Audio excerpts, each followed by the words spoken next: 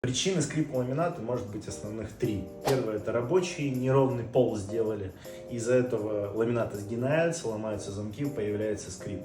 Второе — это некачественный ламинат, хрупкие замки, это можно проверить в магазине. И третье — это нагрузка либо перегрев. То есть на него нагрузили чего-то очень тяжелое, сломали замки, либо сделали теплый пол, включили на максимум, и за счет перегрева замок поломался.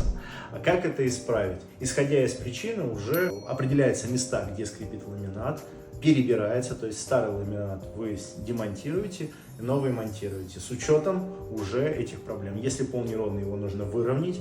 Если теплый пол перегревается, сделать какой-то максимум температуры, выше которого нельзя его подогревать, либо убрать тяжелые вещи, которые поломали замки.